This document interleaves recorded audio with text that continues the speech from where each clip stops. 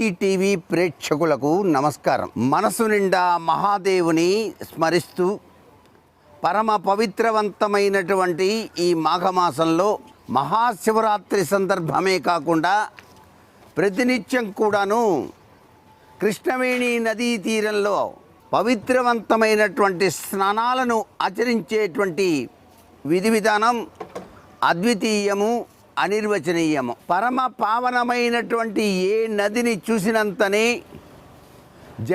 జన్మాంతరాల నుంచి వచ్చినటువంటి పాపాలన్నీ ప్రక్షాళనమవుతాయో అటువంటి కృష్ణవేణి తల్లికి నమస్కారం చేసుకుంటూ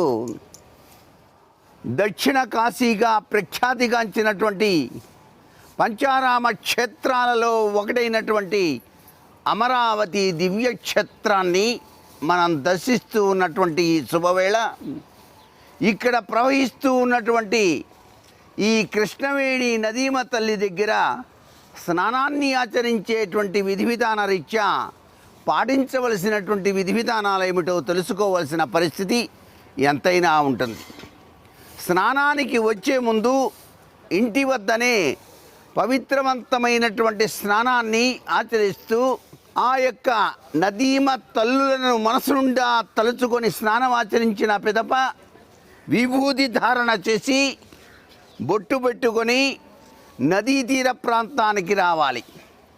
ఇలా నదీ తీర ప్రాంతానికి వచ్చిన పిదప చేతిలోనికి కొద్దిగా మట్టి తీసుకొని మన జన్మ సార్థకమయ్యేందుకు వీలుగా ఈ మట్టిని ఆ నదిలో అలా వేస్తూ మనం నమస్కారం చేయాలి. మాఘమాసంలో మాత్రం సూర్యుడు ఉదయించే సమయంలో కనుక స్నానం చేసినట్లయితే ఆ మాసమంతా కూడాను స్నానం చేసినటువంటి పుణ్య ఫలప్రదమైనటువంటి ప్రభావాన్ని ప్రతి ఒక్కరూ కూడాను చవిచూస్తారు. అందుకే ఈ దేహం శాశ్వతం కాదు, మనం చేసేటువంటి పుణ్యాలే మనకు తోడుగా నిలుస్తాయి. అందుకే మది నిండా మహాదేవుని స్మరిస్తూ ఈ పవిత్ర కృష్ణవేణి నదీమ తల్లి వద్దకు బయలుదేరి వెళదామా? హర హర హర హర హర హర మహాదేవ శంభో. తల్లి బాలచాముండీశ్వరి సమేత అమరేశ్వర హర హర మహాదేవ. ఓం నమ శివాయ, ఓం నమ శివాయ, ఓం నమ శివాయ. అదిగో సూర్యభగవానుడు ఉదయిస్తూ ఉన్నటువంటి ఆ ఉషోదయ కిరణాల ప్రభావం అద్వితీయము, అనిర్వచనీయము కదా. అందుకే ఆ స్వామికి నమస్కారం చేయాలి. జయ సదా సవితృమండల మధ్యవర్తి నారాయణ సరసిజాసన సన్నివిష్ట కేయూరవాన్ మకర కుండలవాన్ కిరీటి హరిహర వపుధృత శంఖ చక్ర హర హరిహర వపుధృత శంఖ చక్ర. ఓం సవిత్రే నమః. ఓం ఘృణి సూర్య ఆదిత్యోం. ఓం ఘృణి సూర్య, ఓం ఘృణి సూర్యాదిత్యోం. ఇది అందరూ కూడా పాటించాలి. నదీమ తల్లి వద్ద స్నానం చేసిన తదుపరి ఎవరైనా సరే, ఎప్పుడైనా సరే, ఎక్కడైనా సరే స్నానం చేసి బయటికి వచ్చిన తర్వాత మన్ని ఆశీర్వదించే ఇచ్చులుంటారు. అందుచేత ఈ తడిగుడ్డను ఈ విధంగా చేతిలోకి తీసుకొని ఈ విధంగా గనక పిండినట్లయితే నీరు కారుతుంది. ఈ విధంగా నీటిని సమర్పించటం యక్షతర్పణం అంటారు. ఈ యక్షతర్పణం అయిన తర్వాతనే స్నానానంతరం చేసినటువంటి విధి విధానంలో అద్వితీయమైనటువంటి ప్రభావంలో మనం శరీరాన్ని తుడుచుకునేటప్పుడు మొట్టమొదటిసారిగా వీపు వెనక భాగం నుంచి తుడుచుకోవాలి. వీపు వెనక భాగం తుడుచుకున్న తదుపరే మరలా శరీరం అంతా కూడా తుడుచుకొని కొత్త బట్టలు కట్టుకోవాలి.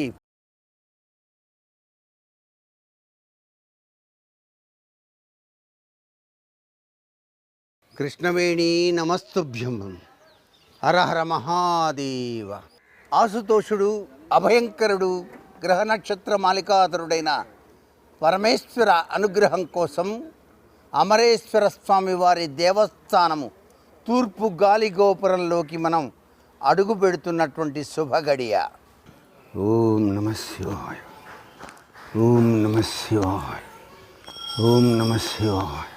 పరమ పావనమైనటువంటి అమరేశ్వర దివ్యక్షేత్రంలోకి అడుగుపెట్టిన ఈ శుభవేళ స్వామివారి యొక్క ధ్వజస్తంభం దర్శనం చేసుకునేటువంటి సమయంలో ఎందుచేత ఈ ఆలయం 3 ప్రాకారాలతో నిర్మాణం చేశారు అనేటువంటి సందేహం కలగవచ్చు.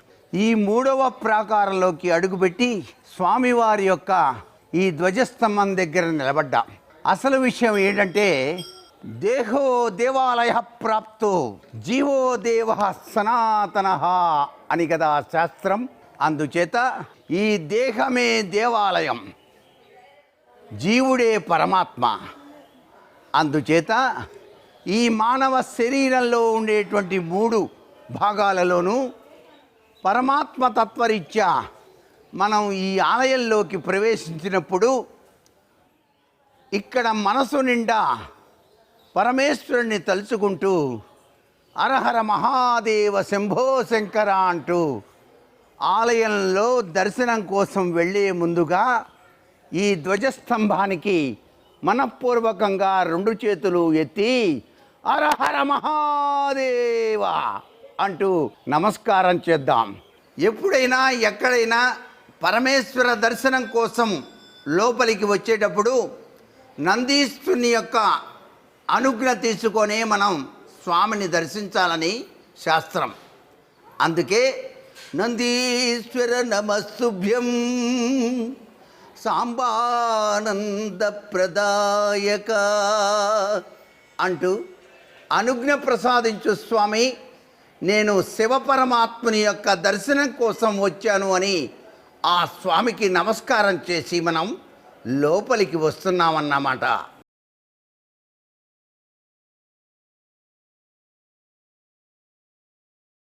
పాహిమాం పాహిమాం శంకర శివ హరహర మహాదేవ శంభో శంకర. అద్భుతవంతమైనటువంటి అమరేశ్వర లింగం, ఆ స్వామి అద్వితీయమైనటువంటి అనిర్వచనీయమైనటువంటి అనుగ్రహ కరుణా కటాక్ష వీక్షణాలని అందరికీ ప్రసాదించేటువంటి అపురూపవంతమైనటువంటి విగ్రహ స్వరూపం. ఈ విగ్రహం దాదాపు పూర్వకాలం నుంచే ఉన్నట్టుగా క్రీస్తుకు పూర్వం 2వ శతాబ్దంలో ఇది అభివృద్ధి చెందినట్టుగానే మనకు చారిత్రక ప్రాధాన్యతను సంతరించుకున్న అంశాలు ఎన్నో మరెన్నో ఉన్నాయి. జయ జయ శంకర హర హర శంకర శివ శివ శంకర శంభో శంకర. జయ జయ శంకర హర హర శంకర శివ శివ శంకర శంభో శంకర. నమః శివాయ, ఓం నమః శివాయ. సాంబ సదా శివ, సాంబ సదా శివ, సాంబ సదా శివ, సాంబ సదా శివ శంభో శంకర. సాంబ సదా శివ, సాంబ సదా శివ, సాంబ సదా శివ, సాంబ సదా శివ శంభో శంకర. జయ జయ శంకర హర హర శంకర శివ శివ శంకర శంభో శంకర. జయ జయ శంకర హర హర శంకర శివ శివ శంకర శంభో శంకర. నమః శివాయ, ఓం నమః శివాయ. సాంబ సదా శివ, సాంబ సదా శివ, సాంబ సదా శివ, సాంబ సదా శివ శంభో శంకర. సాంబ సదా శివ, సాంబ సదా శివ, సాంబ సదా శివ, సాంబ సదా శివ శంభో శంకర. జయ జయ శంకర హర హర శంకర శివ శివ శంకర శంభో శంకర. జయ జయ శంకర హర హర శంకర శివ శివ శంకర శంభో శంకర. నమః శివాయ. అసలు ఏమిటి ఈ లింగం? దీనిలో దాగిన అద్వితీయమైన ప్రభావం ఏమిటి అని ఒక్కసారి గనక ఆలోచన చేసినట్లయితే, పూర్వం తారకాసురుడు అనే రాక్షసుడు పరమేశ్వరుని గురించి తపస్సు చేసి ఆ స్వామి యొక్క దివ్యవంతమైన అనుగ్రహానికి పాత్రుడై ఆయన యొక్క ఆత్మలింగాన్ని మెడలో ధరించి దేవతలందరినీ కూడాను బాధ పెడుతూ ఉన్నటువంటి సందర్భంలో దేవతలందరూ కూడా వెళ్ళి విష్ణుదేవుని యొక్క సలహా మేరకు పరమేశ్వరుడికి వివాహం ఏ విధంగా చేయాలా అని ఆలోచన చేశారు. తారకాసుడు కోరిన వరంలో పరమేశ్వరుడు పుత్రుని తప్ప, ఆయన చేతిలో తప్ప నాకు మరణం సంభవించకుండుగాక అని కోరుకున్నాడు. అందుచేత అప్పటికే సతీదేవి వియోగ బాధతో పరమేశ్వరుడు ఆ హిమగిరి పర్వతాలపైన తపస్సు ఆచరిస్తున్న సందర్భంలో మన్మధుణ్ణి వేడుకొని ఆయన తపస్సును భంగం చేసి పార్వతితో వివాహం అయ్యేటట్టుగా నిర్ణయం చేసినటువంటి అద్భుతవంతమైనటువంటి కథ. అదే కుమార సంభవం కథ. కుమారస్వామి పెరిగి పెద్దవాడైన తరువాత దేవతలందరూ కూడా ఆయనకి సైన్యాధ్యక్ష పదవిని ఇచ్చి మీ యొక్క అనుగ్రహంతో తారకాసురుని సంహరించవలసిందిగా కోరినప్పుడు తారకాసురుడు ఆ కుమారస్వామి వారు నెమలి వాహనం మీద బయలుదేరి వెళ్ళి ఆ యొక్క తారకాసుని ఆత్మలింగాన్ని ఛేదించగానే తారకాసురుడు కుప్పకూలి మరణించాడు. అయితే అది ఆత్మలింగం కదా, పరమేశ్వరుని యొక్క లింగం కదా. అందుచేత ఆ ఆత్మలింగం 5 చోట్ల అలా అలా అలా పడ్డది. అలా పడ్డ లింగంలో మొట్టమొదటి లింగం ఈ యొక్క క్రౌంచగిరి అయినటువంటి అమరావతిలో పడ్డది. పడ్డటువంటి లింగం నానాటికి పెరిగిపోతున్న సందర్భంలో పరమేశ్వరుడి యొక్క ఆత్మలింగం పెరుగుతూ ఉన్నప్పుడు దేవేంద్రులు సకల ముక్కోడి దేవతలు వచ్చి ఆశ్వేజ శుద్ధ దశమి నాడు అర్ధరాత్రి సమయంలో పరమేశ్వరుని అర్చన చేసి ఆ యొక్క బంగారపు పుష్పాన్ని ఆ నెత్తి మీద స్వామివారి యొక్క నెత్తి మీద అలా ఉంచగానే ఆ యొక్క బంగారపు పుష్పానికి ఉన్నటువంటి కొన తగిలి స్వామివారికి 3 రక్తపు ధారలు చిమ్మి అలాగే స్వామి ఆగిపోయాడు అనేటువంటి కథనం. అందుచేత ఈ లింగం ఆత్మలింగంగా చెప్పబడుతోంది. ఇది దేవేంద్రుడు ప్రతిష్ఠించాడు కాబట్టి అమరపురీశ్వరుని యొక్క దివ్యవంతమైనటువంటి ప్రభావం కాబట్టి అమరేశ్వర అనేటువంటి నామాన్ని ఈ స్వామికి ఇవ్వడం జరిగింది. మిగతా లింగాలన్నీ కూడాను పంచారామ దివ్యక్షేత్రాలలో మనకి ఇప్పటికీ కూడాను దర్శనమిస్తూ ఉంటాయి. ఆ పంచారామ దివ్యక్షేత్రాలలో మొట్టమొదటిది అమరావతి, ఇదే దేవేంద్రుని ప్రతిష్ట. మహాశివరాత్రి ప్రత్యేక కార్యక్రమంలో చిన్న విరామం.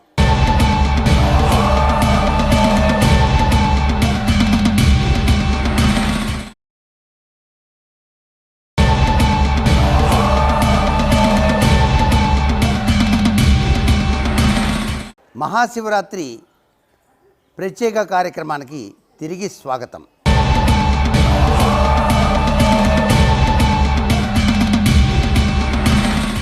ఎవరైతే మొట్టమొదటిసారిగా ఈ అమరావతి దివ్యక్షేత్రాన్ని దర్శించి తర్వాత ఉన్నటువంటి మిగతా పంచారామ క్షేత్రాల్ని దర్శించినట్లయితే వారికి జన్మరాహిత్యాన్ని ఇస్తాను అన్నాడు పరమేశ్వరుడు. అందుచేతనే నేటికి కూడా ఇక్కడ దేవతలు అర్ధరాత్రి సమయంలో వచ్చి నమస్తేస్తు భగవన్ విశ్వేశ్వరాయ మహాదేవాయ త్ర్యంబకాయ త్రిపురాంతకాయ కాలాగ్నిరుద్రాయ నీలకంఠాయ మృత్యుంజయాయ మహాదేవాయ శంభో హర హర హర అంటూ నేటికి కూడాను దేవతల చేత అర్చించబడుతున్నటువంటి అమరేశ్వర లింగం అది. అదిగో అద్వితీయమైనటువంటి ఐశ్వర్యయుక్తమైనటువంటిది, శత్రు నాశనానికి నాందివాక్యం పలిగేటువంటి అమరేశ్వరుని యొక్క దివ్యవంతమైన లింగం కింద భాగం నుంచి పై భాగం వరకు 27 అడుగుల ఎత్తులో ఉన్నది. మనకు కనిపించేది మాత్రం 15 అడుగులు మాత్రమే. ఇక్కడ నిత్యం కూడాను అభిషేకార్చన చేసేటువంటి మహిమాన్వితమైన శివార్చకులు శివ పరమాత్మను మనసు నిండా నింపుకొని నమక చమక పారాయణాదులతో పైన మెట్లు ఎక్కి పైనుంచి అభిషేకం చేసేటువంటి ప్రక్రియ ప్రతి నిత్యం కూడాను అద్వితీయంగా జరుగుతుంది. అభిషేక ప్రియ శివ అన్నారు. చెంబెడు నీళ్లు స్వామి నెత్తిన పోసిన చాలు స్వామివారు తన దివ్యవంతమైన అనుగ్రహాన్ని ఇస్తాడు. ఆది అంతము లేని పరమాత్మ తన స్వరూపాన్ని తానే సృష్టించుకొని లోక కళ్యాణం కోసం మాఘకృష్ణ చతుర్థి నాటి అర్ధరాత్రి మహాదేవునిగా ఆవిర్భవించిన మహాశివరాత్రి పర్వదినాన కూడాను స్వామివారికి మహాన్యాసపూర్వక ఏక రుద్రాభిషేకంతో పాటుగా బ్రాహ్మణోత్తములందరూ కూడాను స్వామిని వివిధ రకాలైనటువంటి మంత్రాలతో నమక చమక పారాయణాదులతో స్వామిని అర్చింపజేసి ఆ సమయంలో ఎవరైతే స్వామిని కనులారా వీక్షిస్తారో వారికి మోక్షాన్ని ప్రసాదిస్తాడు. అందుకే జన్మకో శివరాత్రి అన్నాం. ఈ మహాశివరాత్రి సందర్భంగా ఆ స్వామిని మనసారా మది నిండా నింపుకొని ఓం నమః శివాయ అనే పంచాక్షరి మహామంత్రాన్ని గనక జపించినట్లయితే చాలు ఈ జన్మ ధన్యమై పరమేశ్వరుని యొక్క అనుగ్రహానికి మనమంతా పాత్రలమై తరించదముగాక.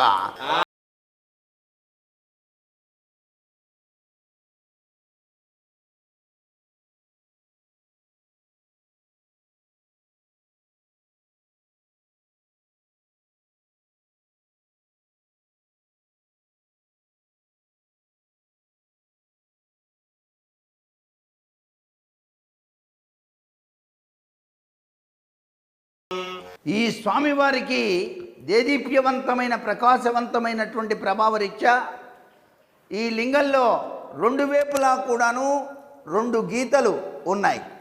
ఒకటి దేవతలు నిత్యము అర్చించేటువంటి పాలధారగా చెప్పడం జరిగింది.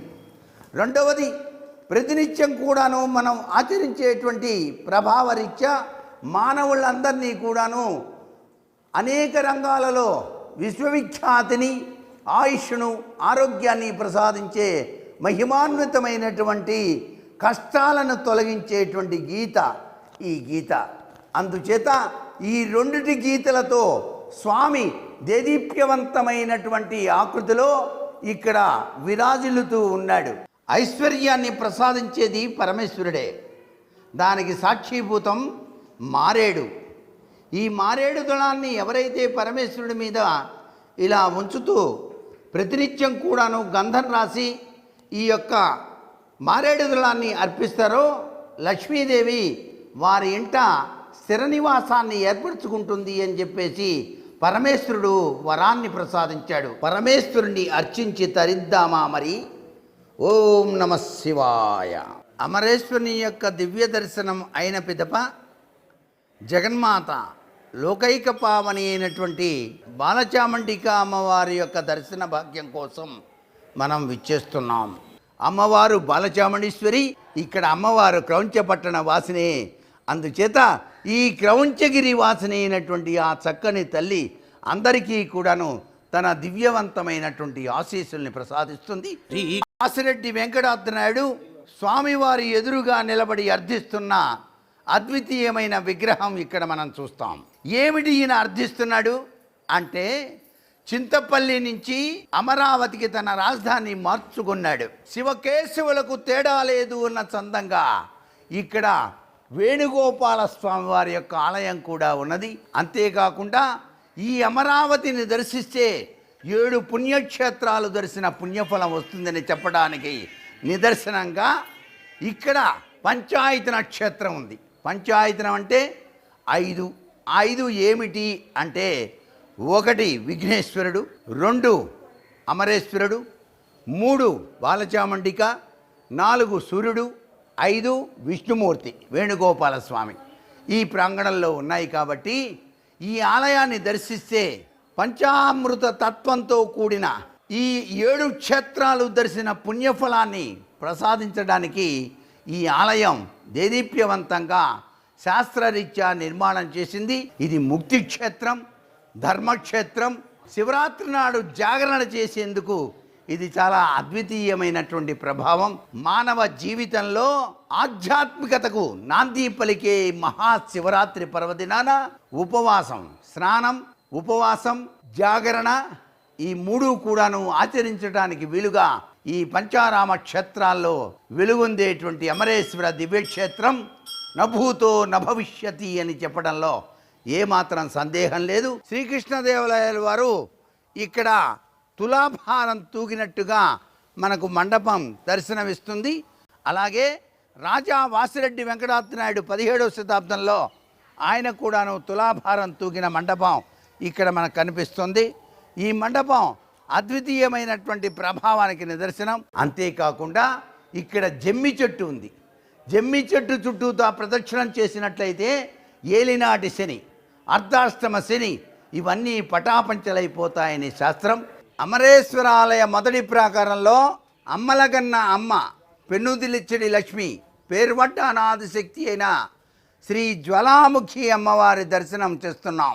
ఆదిశంకరాచార్యుల వారు ఈ తల్లి వద్దనే శ్రీచక్ర స్థాపితం చేసి అందరికీ కూడాను శాంతి శాంతి శాంతి అని రక్షింపజేశాడని ప్రతీతి. ఓం నమ శివాయ. నా పేరు ముక్కామల కృష్ణనాగరాజ మల్లిక్ శర్మ. నేను ఈ క్షేత్రంలో అర్చకునిగా ఉన్నాను. 11 మాస శివరాత్రులు కలిపితే ఒక మహాశివరాత్రి అని చెప్పనేసి చెప్తారు. అలా ఈ 11 మహాశివరాత్రులు ఇది 11వ మహాశివరాత్రి అవుతుంది. ఈ మాస శివరాత్రి మహాశివరాత్రి ఈశ్వరునికి అత్యంత ప్రీతికరమైన రోజు. లింగోద్భవ కాలము అంటే ఏమిటంటే లింగము ఉద్భవించినటువంటి కాలము. దేవేంద్రుడికి మరియు బ్రహ్మకి వారిలో ఎవరు గొప్ప అని జరిగినటువంటి ఒక సందిగ్ధంలో వీరికన్నా కూడా ఇంకో అతీతమైన శక్తి ఉంది, అది ఈశ్వరుడు అని చెప్పిన తెలియపరచడం కోసమని ఈశ్వరుడు చేసిన ఒక లీల ఈ లింగోద్భవము. అది మనకి మాఘ బహుళ త్రయోదశి నాడు ఈ లింగోద్భవం అనేది జరిగింది. కాబట్టి ఆ రోజున శివరాత్రిగా జరుపుకుంటూ మనము మా బ్రహ్మోత్సవాలను జరుపుకుంటున్నాము.